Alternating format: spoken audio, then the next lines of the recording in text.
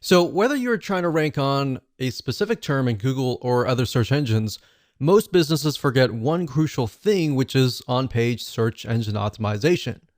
That technical term simply means that you help the search engines know what your site is all about. Now, the reality is that most businesses forget this crucial piece of the puzzle and simply don't know why they're not getting traffic from Google. They think SEO is a big scam purely because of bad assumptions. So the big question is, how do you achieve this? Well, how do you appear on the right keywords that your prospects and potential customers are searching for? Well, Google and other search engines have become much smarter than ever. What that means is that they're constantly trying to figure out what your website is all about. That said, it still needs a little bit help to know what your website is all about, and that is the best way to get ranked on the right keywords so that you attract the right prospects, right? Now, most people forgo on-page search engine optimization and try to focus on external things like getting backlinks. Now, while backlinks does work, this is a big mistake because by not doing something as simple as on-page optimization and on-page SEO, you will lose out on some great initial rankings. So you're going to discover how to get better search engine rankings by making your WordPress website more SEO friendly starting today. Now, this has been working for the last decade and there's no theory here. And the fundamentals and the factors that we're going to be dealing with have changed slightly, but they still work.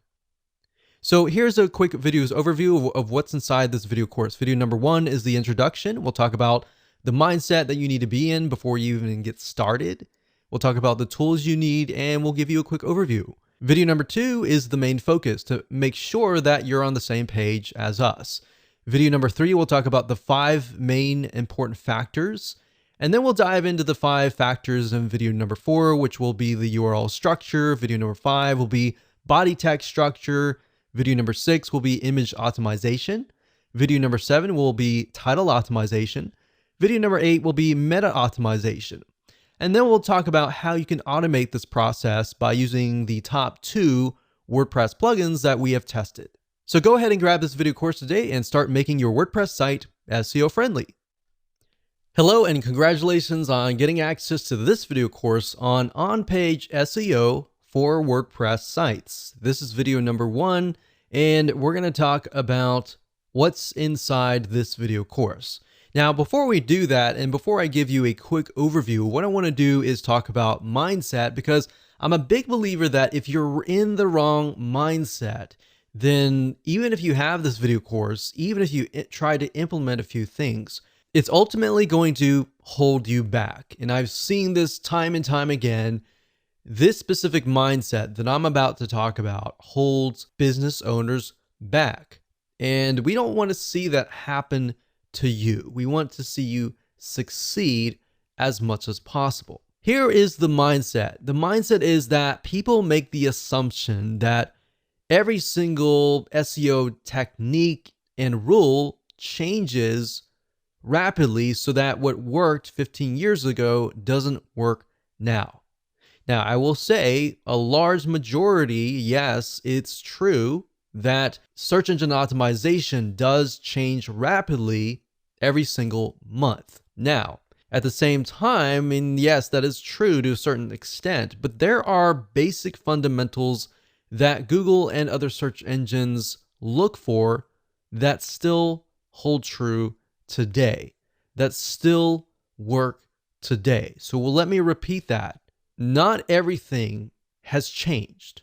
It might have changed slightly, but if you get into that mindset of, oh, everything changes, everything that used to work 10 years ago doesn't work now, then you're putting yourself in a dangerous position simply because you will forget the basics.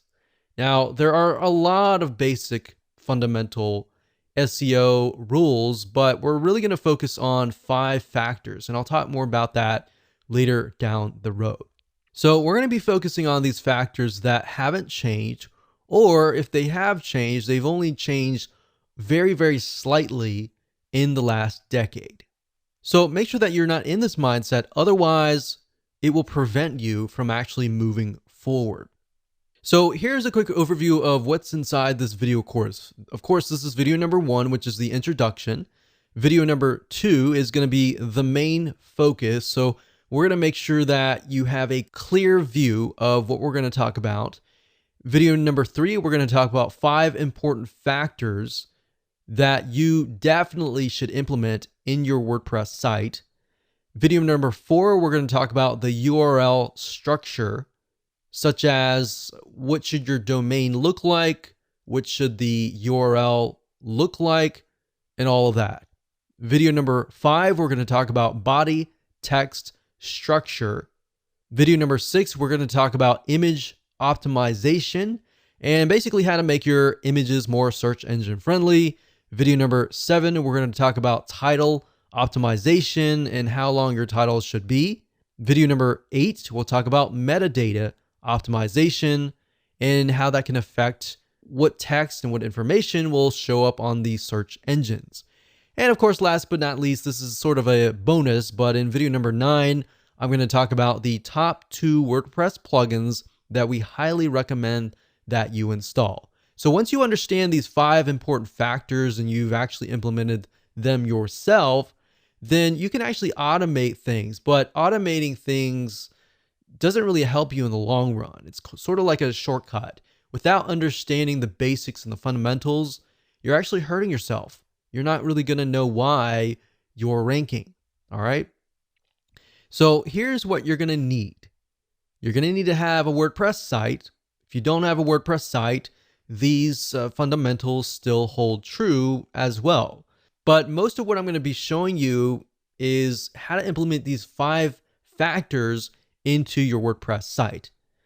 You're also going to need to have a general idea of what the general keyword is that you want to rank on. And then, of course, you want to have a list of specific keywords related to that general keyword. And the reason why you need to have these in hand is because you're going to use these in your body text, your title text, your metadata text, and even your image alt tag text. So you're also going to need access to content, written text, and or images to create your post. Now, if you don't have all this information right now, that's fine, but you're definitely going to need it eventually. So with that said, let's move on to video number 2. Hello and welcome back. This is video number 2, and in this video, we're going to talk about the main focus so that you have a better, clear view of what we're going to talk about in this video course. You see, because on-page SEO is such a broad term that literally covers a lot of areas of your website, both the front end, such as the text, the content, and all of that, and the back end, like sitemaps, the XML sitemap, and all of that. Really, the main focus of this course is to help you make your front end of your WordPress site more SEO friendly. And what that means is we're going to focus specifically on how to make your overall WordPress site structure, your posts, your pages, more search engine friendly. So the goal is that when Google and other search engine robots come to your site, they will know what your site is all about. Now, by robot, what I mean by that is that Google usually will send out computers, which are called bots, and they'll come and scan your website and try to figure out what your site is all about. Now, the truth of the matter is that too many people skip over this because it isn't exciting. They are too focused on external SEO, but the reality is that there are a lot of front-end factors that you must do on all of your sites.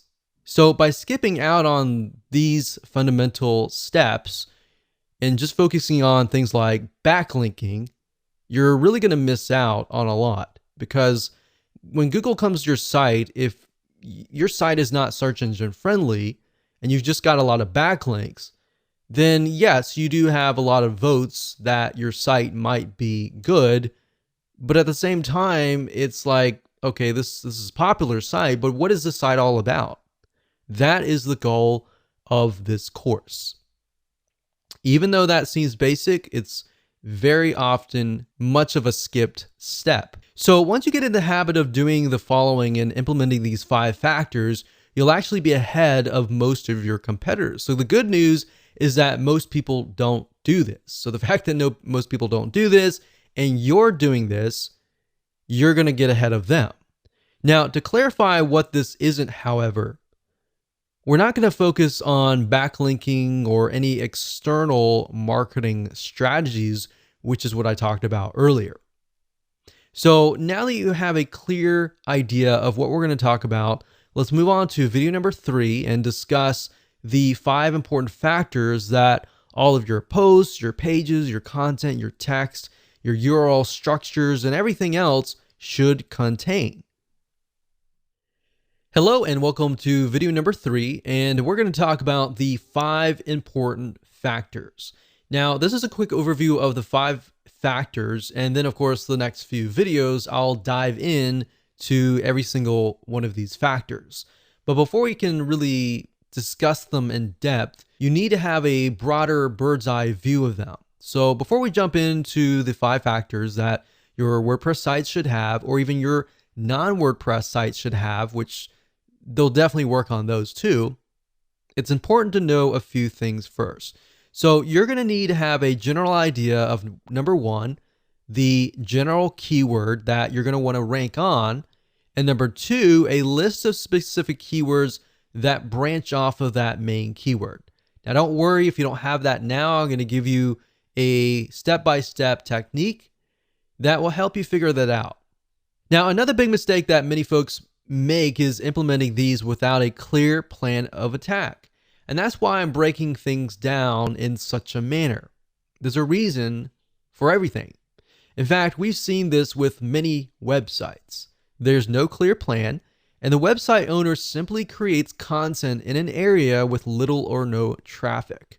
And then they're not ranking on any specific keyword. They might even be ranking on keywords that have really nothing to do with their website. And this is a lot of time wasted, right?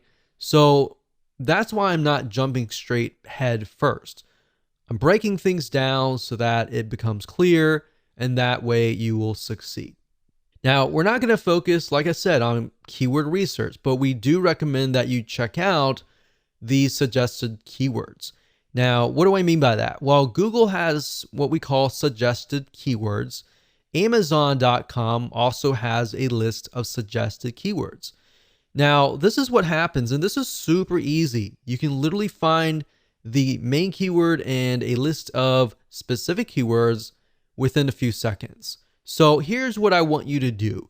You can do this by going to google.com, for example, and typing in a general keyword. So you'll notice that when you do, Google will suggest keywords. Now, in order for the keywords to appear in the suggested box, that means that there's a ton of people that are searching for those keywords. So in other words, there's a high volume of people searching. So when I typed in the keyword survival kit, out dropped a drop down saying, well, these are other Google suggested keywords like survival kit list, ideas, Amazon, food, and backpack. Now, there's another way of doing this. If you type in the keyword and you press enter, then what's going to happen, and you scroll all the way down to the very bottom, you're going to see a list of words. So if you scroll all the way down the bottom after you made that search, you're going to find additional keywords right here where I've put a red box here. So we can see additional keywords are things like military survival kits, survival kit list, best survival kit food, items, wilderness survival kit. So we can see not only are there different keywords, but there are also different types of survival kits for different scenarios and different settings. So that gives us an idea of, okay, we can write an article on survival, military survival kits, or wilderness survival kits. So these could be totally different articles. So now that you have a basic understanding of basic keyword research, let's move on to the 5 important factors. And they are, number 1, the URL structure, or the domain name and the category name, the file name, Even the page name is important. And this is what shows up in the address bar at the very top. Whenever you go to any website, you see the domain name, the page name, and all that in the search bar at the top. That is the URL structure. Now, the URL structure is very important because it tells Google and other search engines, are you a brand? Are you a specific keyword? What is your website about? Now, that's just one element. There's a lot of other elements as well. Number two, we have the body text structure, which contains basically everything on your post or your page in terms of content. So this contains both written text that you use in your posts and pages, and there's more than just slapping a bunch of content for everyone to see. So there's a lot that goes into this. So I'm going to show you, I'm going to break things down so you have a better idea of what you should include in your body text structure. Number three, we got image optimization. What this means is making your images more search engine friendly. So just like body text, when it comes to images, Google and other search engines are not going to know right off the bat what they are. So you need to do your best to help them figure out what the images are all about. Now, there are ways that Google will figure out eventually what your images are all about. So don't try to game the system. For example, if you name an image, let's say a wilderness survival kit, the way they figure out if that image is legit or not is oftentimes they'll rank you in the Google image search engine. If somebody types in, let's say, wilderness survival kit, and they see your image and they click that, they have a better idea that, okay, this is definitely an image of the wilderness survival kit. And that will actually help you in the long run. So don't try to game the system and name an image something that it's not. Name it what it is so that it's an attracting image. And when somebody's looking for that image, they're going to find it, they're going to click it, and that's going to help you in the long run. In fact, beyond that, there's a few more steps you'll need to take. And plus, in addition to that, with the image search engine that I talked about just now, you can actually get a lot of traffic from that search engine. And of course, we got factor number 4, which is title optimization, basically how to make your titles search engine friendly, because the reality and the truth of the matter is that your titles do show up in the search engine, so you definitely need to do this right. Otherwise, you're going to attract the wrong person. Meta optimization is the same thing. You've got the description and other metadata that will show up underneath the title in the search engines. So you want to make sure that you attract the right person. Now that we've talked about the 5 important factors, let's dive into every single one of these 5. Okay, welcome back. This is video number 4, and we're going to talk about the URL structure.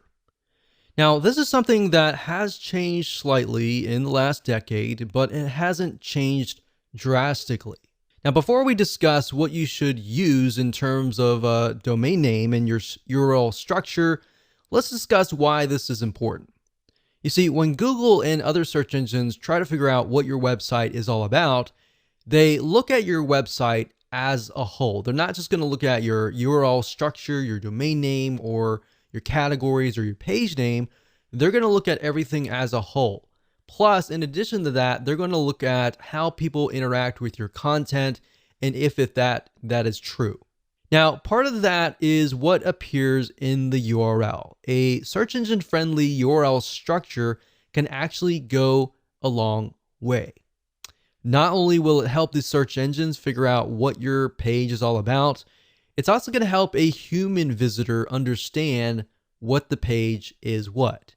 And that means that keywords still matter, but you have to be careful not to keyword stuff your URLs. And by keyword stuff, what I mean by that is you're putting too many of the same keywords in the same area. In other words, back in the day when Google started, for example, you literally could keyword stuff a page and get ranked really, really quick. But now Google has become much smarter. Their bots and intelligence have become smarter. So that's a big no-no. Don't do that.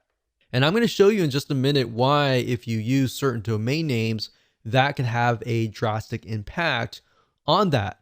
So let's talk about domain names. So what should you name your domain name? Should you use an exact match domain, meaning that the keyword is in the domain? Or should you use a brand name? Well, there's a big debate that using a keyword in the domain name will actually get you ranked higher. That actually worked back in the day. Sometimes it still works today. And there's really no right or wrong answer. Literally, at the end of the day, we don't know.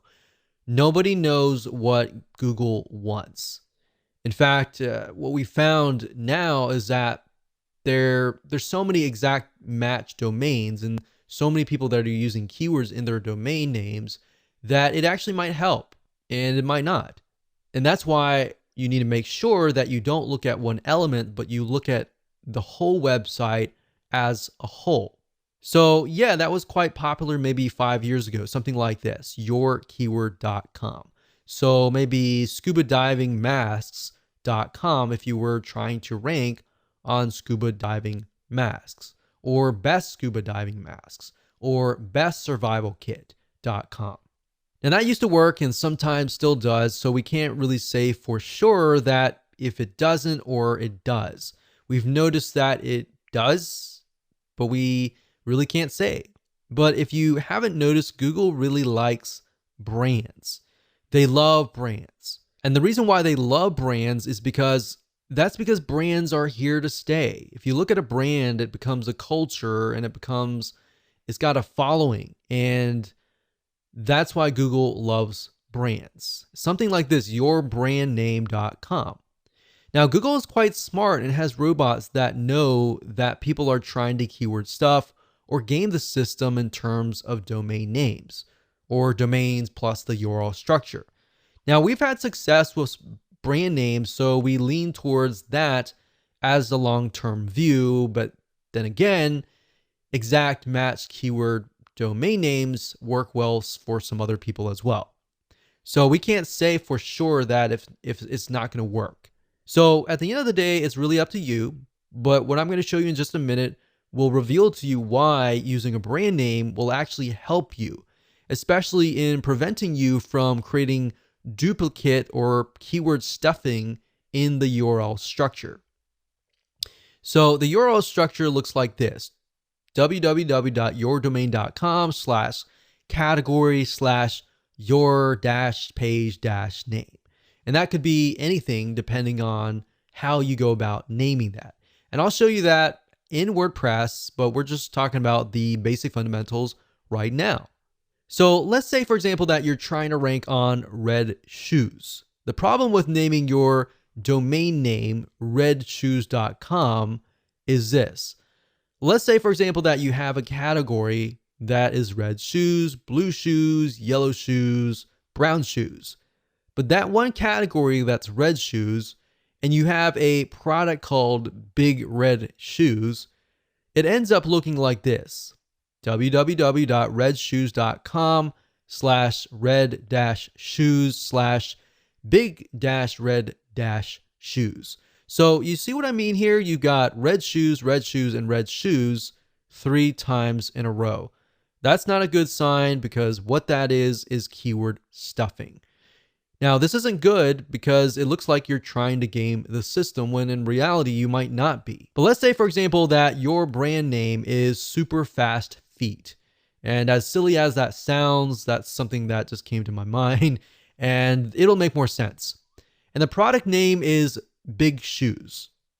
Now, I know that's not great, but hold on. It would look something like this: www.superfastfeet.com/red-shoes/big-shoes. So Big Shoes is a type of red shoes, but it belongs to the brand name Super Fast Feet, or the e-commerce store, or the digital store, or the local store. So by doing that, now you see red shoes only shows up once. Now, by using a brand name, you have the potential of selling other things. If you just do redshoes.com, you're stuck with only red shoes, right? But with Super Fast Feet, you could cover shoes, you could cover slippers, you could cover socks, you could cover a variety of different things. You could even cover lifestyle of running, exercise, and all of that. So brands not only does it help you with your URL structure, but it also helps you diversify and expand what your website could potentially be about. Now, in this case, the word shoes shows up twice, but that's okay. Do you see what I mean here and why brands actually help you avoid keyword stuffing? Now, another tip is to make sure that your URL is no longer than 90 characters long. Okay, so first things first, go ahead and log into your WordPress site, as you can see here. And then what you want to do is access the permalinks to make sure that your URL structure is search engine friendly. So what you need to do is to the left-hand side, go to Settings, Permalinks, and then we'll get to here. Now, at this point, you're going to want to choose post name. Click post name, click save down here, and that's it. So what this is going to do is every time you create a post in a page, it's going to title the actual post and page and put it in the URL. You see, if you choose a numeric or if you choose anything like this, then when Google comes to your page, they're not necessarily going to know. They're going to look for the body text, but the URL structure is by no means search engine friendly. So as you can see here, the plain version is just $P=123. As a human being as well, you don't really know what that is, right? So choose post name, click save, and that is the reason. Now, if you go on to a post or a page, so if you go to posts and choose a post or a page, this is what it's going to look like. So when you create a post and page, like for example, right here, this article here that says 10 different places to find credible freelancers online. If you have it here, you want to make sure that that is in your permalink. Permalinked is the URL structure. So we click on edit here. We can see that it says 10 different places to find credible freelancers online. So what you want to do is, obviously we can't change the domain name, but we're going to put the title in here, and you want to put dashes in between the words. And when you're done, click on OK, click update, and that's it. So that's as easy as it gets in terms of editing the URL structure. Now, of course, you can add them into categories. So if you have a category, let's say in this case, we have freelancers, the category could be freelancing sites. And then you could have maybe 10 different posts on freelancing sites. So that as a human being, you know that we're looking at this and it's under the category of freelancing. And you can create categories by going under categories and click on add new category and creating that there. And then make sure that post or page is checked for that category, click update, and you're good to go. And that's it. Hello and welcome back. This is video number 5. And in this video, we're going to talk about the body text structure. Basically, what should you put in your content, and as you're writing your posts and your pages, how should you optimize it? So what you write on your blog post and page should be first and foremost definitely human friendly, and then of course secondly search engine friendly. See, a lot of people make the mistakes of trying to game the system, trying to make it so search engine friendly that they totally forget about who they are writing to. Now, Google at the end of the day really cares about bounce rate, and bounce rate, which we'll talk about later down the road, is basically if somebody stays on your page for a long period of time. If they just come to your page and they leave immediately and Google sees that, that's not a good sign. In fact, if they go to Google and they type in, let's say, for example, survival kit, and they go to your page and they don't like what they see, and then of course they go back to Google, Google knows that they just left your page, and that's not a good sign. And that will actually hurt your ranking. So if you merely write for the search engines, you're going to have to deal with the bounce rate, a high bounce rate, a low stick rate. Stick rate meaning how long do they stay or how long do they stick around? And that will have a negative impact on you. So what that means is the longer someone stays on your website, the lower your bounce rate is. So if you keep that in your mind, the word bounce rate, the word stick rate. You will often see those words a lot when it comes to on-page optimization or even search engine optimization in general. So to Google, websites with a lower bounce rate must be good. The fact that people are staying on your page for a longer period of time tells them, okay, this website must be what people are searching for, right? And this is important to Google and other search engines, as it also indirectly tells them that your site must have good content. And then they're going to rank you higher. So that's just one of the many, many different factors that you're going to deal with. And that said, let's discuss some elements that you need to have in your body text. You definitely want to stick to one main keyword, and you want to have that main keyword definitely in the title of your page and throughout your page.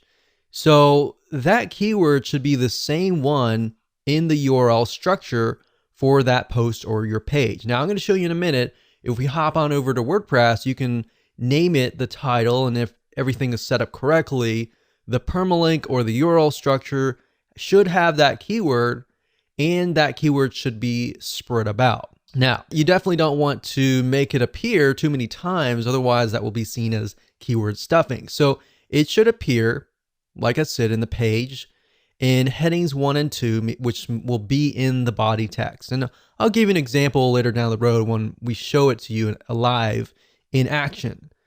And it should be somewhere in the first paragraph as well. It should be bold or italicized. Now, don't overdo it. There are actually ways to get around doing this and make it look natural. You got to remember, you're writing first and foremost for the human being first. So when you put it in your text, you got to make sure that it is going to make sense to the human being. And you want to try to use variations of your keywords as well. So let's say, for example, let's use the example that we talked about earlier in the URL structure video, which was red shoes. So you want to try to use variations of the keyword or even synonyms. So Google at least is smart enough. They have this huge database of words that are related. So as far as the body text and the other factors, what I'm going to do is stick with the exact same post that we looked at in the previous video with the URL structure. So up at the top, if we say that our main keyword is maybe find credible freelancers or places to find, maybe that's our keyword, places to find credible freelancers, then what we want to do is we want to make sure that it's in the heading 1 and 2. So we could take that and we could put it here and we could highlight that. And then under this drop box here, we want to do heading 1. So that would be the heading. And then you want to make sure that it's heading 2, but we can do that later. So you want to make sure that it is in the first paragraph. So it says, are you looking to outsource some of your work so that you can focus on your business better? Finding the right person can be difficult, but there are places online where you can search for credible freelancers. So places to find, we could say, so let's discuss places to find credible freelancers. So obviously the first letters are capitalized. So I want to make sure that it's human friendly. So we say, so let's discuss places to find credible freelancers. And then you can highlight that. So places to find credible freelancers. So this can be italicized. This can be bolded like that. All right. So that needs to be in the first paragraph. You can also have it later down the road as a heading 1. And if we scroll down, we don't have an image right now, but we'll talk about that later. We'll find an image and I'll show you how to add an alt tag. You want to do that. You want to go through and you want to create variations of this keyword. So places to find credible freelancers, Fiverr.com. This is a good place to find great freelancers. So we use the word credible. You can mix it up and say good place to find great freelancers or hardworking freelancers. So what I'm saying here is you don't necessarily have to use that exact match keyword, but you're using variations so that Google knows that you're not trying to game the system and you're not trying to keyword stuff. But at the same time that it's a variation or it's a similar synonym or word so that it appears more natural. So we can go through here, we can do other things as well. That's pretty much the basics of it. But another thing you can do is tags as well. So you can add tags. Let's move on to the next video. Hello and welcome to video number 6. And we're going to talk about image optimization, or in other words, how to make your images more search engine friendly. You see, when it comes to images, you need to tell the search engines what the images are. They're not really going to know off the bat what the images are. Now, there are ways that Google can figure out what the images are, which we'll talk about in just a second. Now, while Google and other search engines will one day be smart enough to be able to figure out what images are, right now you need to help them out just a little bit, get them a kickstart that they need. So you're going to need to take your main keyword or variations of the main keyword, or even specific keywords based on the main keyword, and insert them into the alt tags in your images. If you don't know what those are right now, don't worry about it. We're going to show you in just a minute. Now, what I recommend that you do is, let's say, for example, that you have 3 images on your page. In fact, the more images, the better. You don't want to get too much, but the more images, the better. And what I recommend is the first image that you have, you're going to want to put the main keyword in there. Now make sure that it actually relates to the image itself. So if the image is a image of a shoe, you definitely don't want to put like something like a peanut butter sandwich or something. So you definitely want to put something that's related, right? Now the second keyword, you don't want to put the same keyword, you want to put a variation of that keyword. Or based on what we talked about earlier, having the main keyword and then of course having keywords related to that keyword, you can put those in the other images. But you have enough where Google looks at it and thinks, okay, all these images are related. Now, there are other ways that Google can figure out if those are legit. In fact, what they'll do is they'll index them into the Google image search engine. So whenever somebody searches for that image and they click on that image, they will think, okay, those images on your page are definitely legit, so we're going to rank you higher, right? So that is why making sure that your keywords and your images fit and they're accurate enough, but you don't want to overdo it in any other area. But 1 or 2 should be good, 3 or 4 should be fine. But you definitely don't want to overdo it. Now, like I said, more images with variations of the keyword are even better. So if we are focusing specifically on red shoes as the post, maybe the specific brand name of shoes, you might want to put the brand name. You might want to put like the brand name plus red shoes. You might want to put shoes red or red, something that's a synonym of shoes. So to make more sense, let me show you what you need to do, and I'll give you some more tips along the way.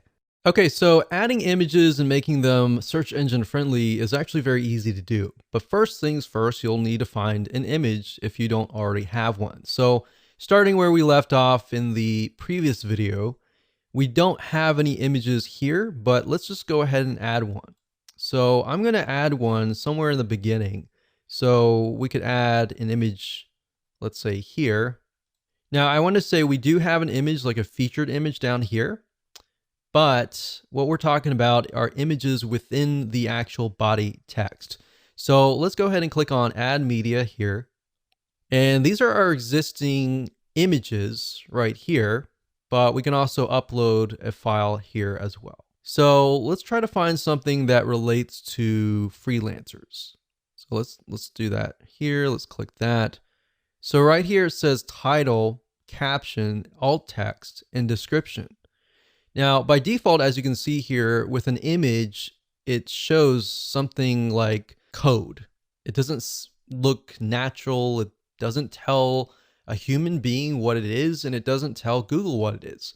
Now, beyond just some basic optimization, you have to realize that if somebody is disabled and somebody is listening to some sort of software that speaks out loud what the images are on the page, then this is actually going to help you reach those people. So keep that in mind as well. And by making it friendly to all sorts of people, you'll get an extra vote with Google in that sense as well. So let's say, for example, that this is something to do with places to find credible freelancers. So all you need to do is simply put that in the alt text. Now, for the title, you want to do something similar. You can do top 10 places to find credible freelancers. Now, bear in mind that these images might show up in the Google image search engine. And if they do, this information will show up. So if somebody is utilizing the image search engine, which a lot of people do, then they're going to see that. And if your competitors are merely just uploading the images and they're not optimizing it for the alt tags and the titles and the descriptions and all that, you're going to be one step ahead. All right. So caption can be, this image shows a screenshot of the top 10. So we could do a variation of 10. So 10 as in TEN places to find great freelancers. So you want to mix and match and keep it different so that it doesn't look like you're keyword stuffing. And then of course you can put the description here. So when you're ready, click on insert into post, and there we go. Now you can always edit that later. If you click on the image here and click on edit, you can always edit the alternative text. So the alt text, you definitely want that keyword in there. You could put the keyword in here in the captions as well if you want to. So we're going to click on X because I didn't do any updates. And of course you can add other images as well throughout the page, but make sure first and foremost, it is human friendly. And then based on that, you can create variations of the keyword. And of course, when you're ready, go ahead and click update. Hello and welcome to video number 7. Let's jump right in. So we're going to talk about title optimization. So this is extremely important because it's often the first thing that people will see as they are searching the internet. So if you imagine you go to google.com and you type in a keyword, whatever that is, and you're going to see the titles and then you're going to see the descriptions of each and every single website, or with YouTube, you're going to see the titles, the descriptions, and of course the image. So based on the media in general, they're all going to have titles. So having the right titles is important.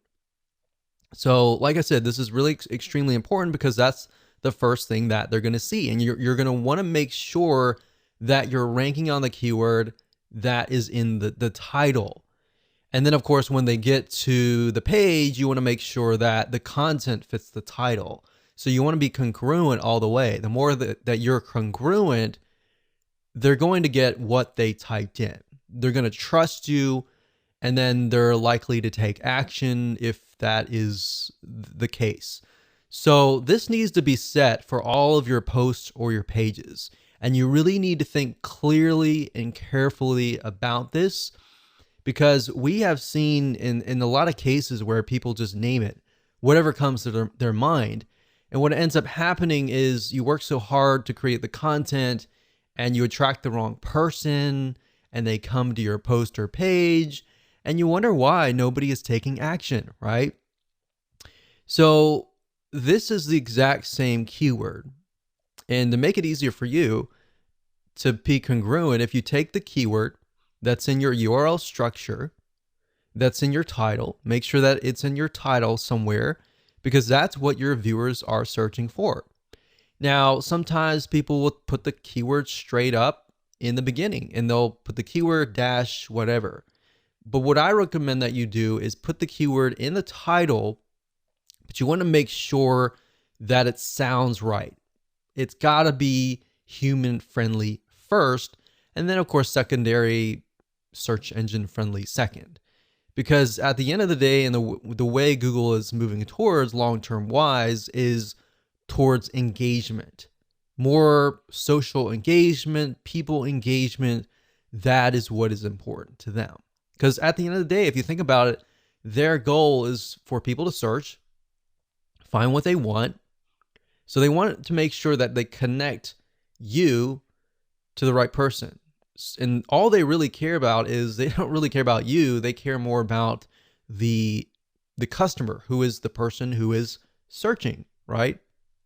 So as long as you're on the top 10 of the Google search engine for that keyword, and that keyword is appearing in the title, it's highly likely that the prospect will click through your website. Now, as basic as this sounds, I want to make sure that you understand that it's important. Most of your competitors are not really going to do this.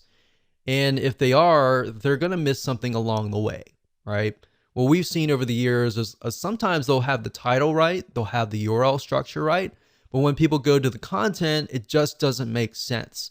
So as long as you're congruent from the keyword to the title, to the poster page, to the content itself, to the call to action, to the product, everything is congruent from that point in the beginning to the end, you're most likely gonna gain the trust of the prospect, and you're most likely gonna get the conversion. That's the most important thing. So as long as your poster pages are related, you're most likely gonna see a higher conversion rate across the board, like I said earlier. Now, as a rule of thumb, your title should be no more than 75 characters long. You don't want it to be too long because psychologically that will actually overwhelm whoever is typing things in. And most people are just scanning, they're not reading. They're looking for what they're looking for really quick. So if you have something short, straight to the point, you're most likely going to win as long as it's optimized and it's correct to that keyword. So now that we've talked about the fundamentals, let me go ahead and show you what you need to do to set this up properly. So we already briefly talked about the title, but this is your title, right? So a lot of times, let's say, for example, that the keyword is places to find credible freelancers. Sometimes you'll find people do something like this, places to find credible freelancers. And then of course, they'll put the keyword first and then they'll put a sentence. You can do that if you want to. There's no proof that it doesn't work, it works or anything like that. But you definitely want to make sure that it is human friendly first and foremost. So in this case, ours is 10 different places to find credible freelancers online. Or we could do something like top 10 places to find credible freelancers. Now, whatever you do, if you change the title here, make sure that it's changed right here as well. So if we do that and we go back over here, we just copy that in, but we need to make sure that there are dashes in between the words. So what I'm doing right now is I'm simply adding dashes in between the words. So there we go. We click OK, and that's it. So the title is crucial. Now I'll show you later down the road where you can use 2 WordPress plugins, which you can add more data like the metadata, the description data, and all of that.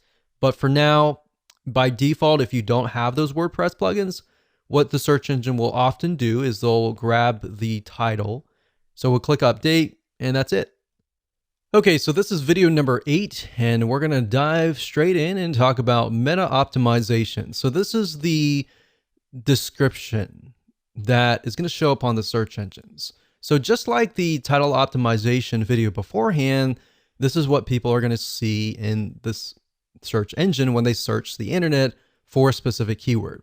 So in other words, it's the description beneath the title, and you're going to need to make sure that this is set up both in your posts and your pages. And this needs to be no more than 160 characters long. So let me show you what you need to do. Okay, so we briefly talked about this before, but I'm just going to do a recap here. So we talked about the meta description being important. So for images, like I showed you with the image optimization, that's why the description is crucial, because if they're appearing in the image search engine, it will actually appear with that description and that title. Now, if you don't have a WordPress plugin that is installed, it's typically going to grab this as a title, and then the description usually is the beginning paragraph. So for congruency's sake, you want to make sure that's why the keyword needs to be in the title, the first headline here, and the description. And you usually want to try to put the keywords down here, but you don't want to put it too much. Sometimes it will look at how many words you have compared to how many keywords that you have. If you have too many keywords, you're going to want to add more text. If you have more keywords, you definitely want to add more images as well. So the more images, the more text that aren't really that specific keyword, the better. So by default, like I said, it's going to grab this as a description, but then as you have the WordPress plugins that we'll talk about later, you'll have the opportunity to add more metadata, which I'll show you later on. But this is sort of a video that's sort of a preliminary to discuss why the metadata is actually still used. Hello and welcome to video number 9, and congratulations, first and foremost, you've reached the end of this video course. And this is kind of a bonus because we talked about how to manually optimize your WordPress site. Now we're going to talk about how to automate the process. Now, the reason why I didn't jump straight into this was simply because you need to understand why things are important, what elements you need to have on your pages to make it important. Because yeah, you can use this system to automate it, but the two plugins that I'm going to talk about, some of them will actually automate certain processes like the URL structure. But at the same time, knowing how things work and why certain things are important is more important at the end of the day, because you're going to understand how to implement these factors. So now let's talk about the two plugins. With these two WordPress plugins, you can literally boost your on-page optimization on just their free levels. So they both have a free version and they both have a paid version. Now, two of these are very common. The first one, you'll most likely maybe already be using it. The second one is not so popular, but they actually work hand in hand. So let me go ahead and show you these plugins and why they are both important. So the two plugins are first Yoast SEO, that's YOAST.com. And if you go here, you can get a better idea of what it's all about. But this is one of the most popular SEO plugins, and this will actually help you optimize your site automatically. So now that you understand the basics, the title, the description, and all of that, a lot of times what Yoast will do is if you just create a title and you put that in the title of the WordPress post or page, you click update, it'll automatically fill in the permalink or the URL structure. So, and it'll fill out other data as well as you begin to create your post and your page. Now that's the free version. The paid version actually takes it one step further and does a lot more. Now I'm not going to cover all that in this particular video because you can go here, you can check it out for yourself. Now, if you want to figure out how to install it, it's very easy. All you have to do is go to your WordPress site here and go to add plugins under plugins, type in the word Yoast, and you'll see it right here. The second plugin is called SEO Squirrely, as you can see here. So you can do a Google on this, but if you type in SEO Squirrely, that's SEO SQUIRRLY. And if you go here, then you can actually download the plugin, and there's a free version, which is, in my opinion, we've tested it out, and the free version is really, really good. And what SEO Squirrely focuses on is schema. And schema is necessary because that's the way of the future. And it tells search engines what your site is all about and more information than that. But the short answer is it just helps optimize your site in a much better way. And now, when you go to SEO Squirrely, it'll say, our plugin is better than Yoast. And then, of course, Yoast, sometimes you might see an article out there. I haven't seen one, but I'm sure there's a comparison. And you'll see that they're going against each other. But at the same time, you can either do Yoast or you can do SEO Squirrely. Now, what we've found is SEO Squirrely focuses on schema, like I said, and schema is just a way to make your site appear in the search engines where people will click on your link. So if you've seen, for example, the ratings, the 5-star ratings that appear in the search engine, that is based on schema.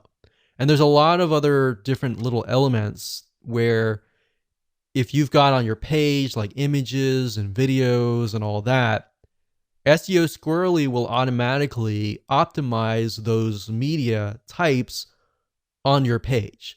And we found that we've actually tested this one and Yoast together, and they actually work hand in hand. Now, they can run into each other based on like the title and the meta description and all that, and they can conflict in that realm.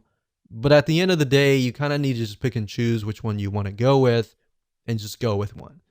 So Yoast, I can tell you, will pretty much do everything that we talked about. SEO Squirrely as well. They typically are focused on different areas. So my take on that is just install them both and just see what happens and use them both and go from there.